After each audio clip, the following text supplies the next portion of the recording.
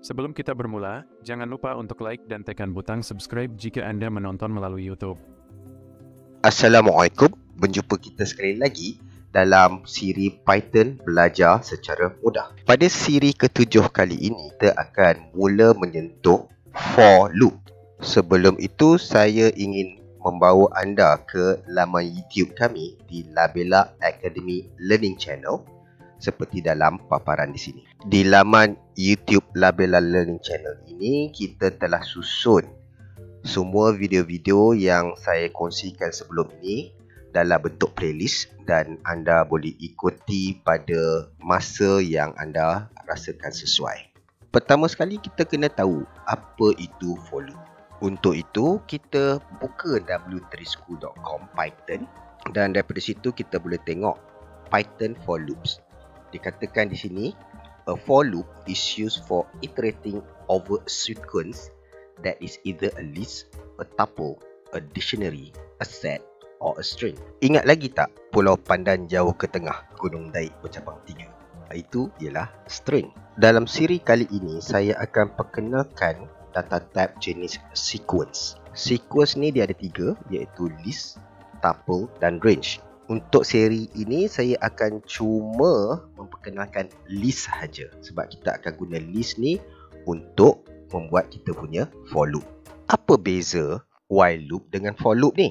Beza while loop ialah dia melihat pada keadaan benar atau tidak benar. Itu while loop. Manakala for loop pula melihat kepada sequence. Sequence type yang saya sebutkan tadi. Tuples, list dengan range. Kita akan terus pergi ke replit.com. Saya akan tunjukkan perbezaan antara while loop dengan for loop dan saya akan tunjukkan macam mana rupanya data type jenis sequence. Kita sekarang berada dalam skrin Replit. Ini ialah string yang saya cerita tadi. Kita buat nota di sini.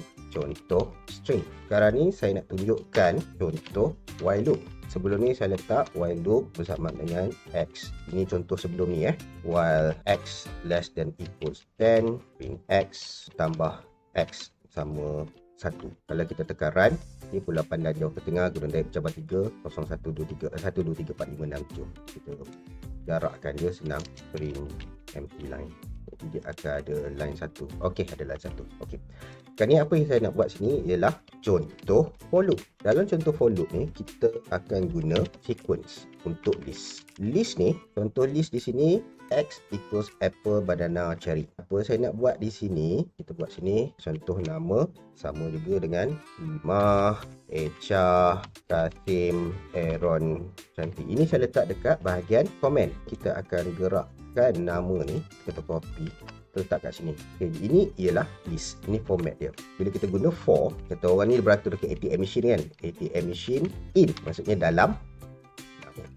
Dia akan pergi ke ATM machine, dia print berada di ATM machine selama 5 minit. Bila dah habis, print semua dah guna ATM machine. Ini kita highlightkan dia, kita comment out dulu sebab kita nak dapatkan dia punya result untuk for loop saja. Kita clearkan konsol dan kita run. Berada di ATM machine lagi, tapi dia tak beritahu siapa ni. Jadi kita guna satu trick di mana kita letak F di sini dan kita letak buka bracket, tutup bracket kecil ni. Kita guna ATM. Apa yang dia buat, dia akan baca timah, dia letak dalam ATM. ATM ni sebagai variable. Jadi kalau kita tekan run, timah berada di ATM machine selama 5 minit. Ecah berada di ATM, jadi dia akan cerita. Dimaksud for loop di sini ialah kita memerlukan senarai bermula dari timah sampai ke Shanti. Manakala while loop pula, dia memerlukan senarai juga, tapi kita gunakan statement ni. Kita guna statement selagi senarai dia tak sampai 10, dia buat kerja. Lepas tu dia increment. Walhal for loop ni kita tak perlu tambah. Dia cuma baca dalam senarai yang kita set tadi. Itu ialah perbezaan while loop dengan for loop di increment. Itulah latihan untuk kali ini. Kita akan bertemu lagi dalam latihan yang seterusnya. Jangan lupa untuk like, share dan subscribe laman YouTube kami seperti tertera di skrin supaya channel kami boleh berkembang. Sekian saja. Assalamualaikum warahmatullahi wabarakatuh.